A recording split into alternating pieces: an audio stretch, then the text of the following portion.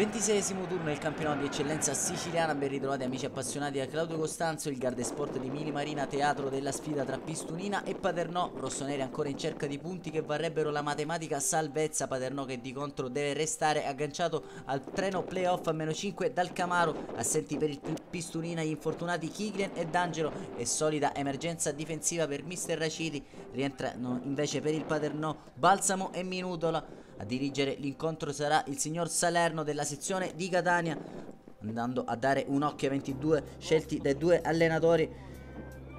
Troviamo per il Pistunina Vitale, Keita, Caldore, Bellamacina, Napoli, Ardiri, Marziale, Di Maggio, Colucci, Grazioso e Ancione.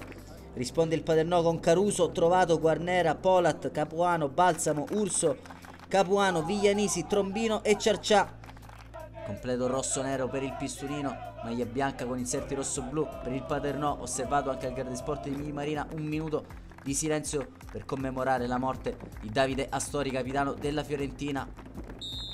E dopo il fischio del direttore di gara Salerno possiamo passare a raccontarvi quanto accaduto nel rettangolo verde. Solidi sostenitori al seguito del Paternò Calcio, che gestirà ora il primo possesso a destra verso sinistra. Sarà subito una gara molto nervosa, difficile da gestire per il direttore di gara, che dopo appena un quarto d'ora dovrà allontanare i primi componenti della panchina del Paternò Calcio. Latitano le occasioni, si prova comunque a giocare a calcio in campo con scarsi risultati durante i primi 45 minuti. Sono molte infatti le occasioni in cui i giocatori risultano a terra, quando ha una buona occasione al 25esimo il Pistunina con Ancione non riesce a girare dal dischetto. Di Maggio poi calcia al lato, risponde all'altro lato per il Paternò Trombino col destro, il cui diagonale termina largo. Ad abbandonare il campo con le mani sul volto è Napoli per il Pistunina, sostituito da Visconti con Caldore che arretra sulla linea dei difensori accanto ad Ardire.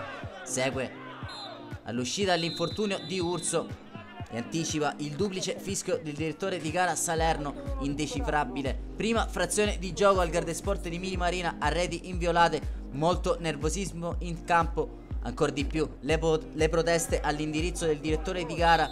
Si torna in campo, non cambiano gli animi che restano abbastanza bollenti.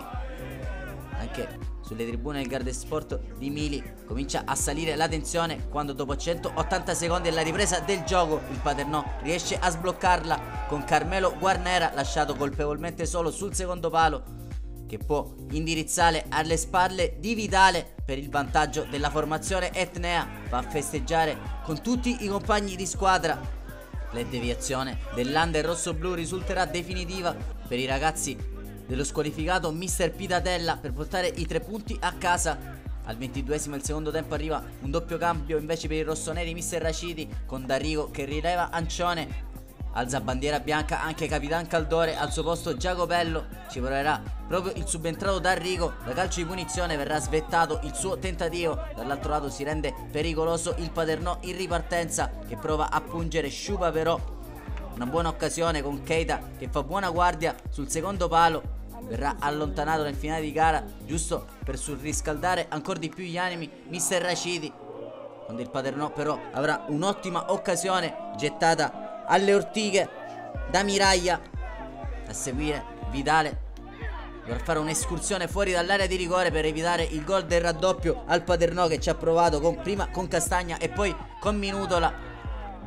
Pistunina comunque non riesce a pungere in avanti, ci proverà comunque disperatamente con un ultimo tentativo. Sale anche Vitale, viene cercato dalla torre di un compagno, ma arriva a seguire il triplice fischio del direttore di gara Salerno.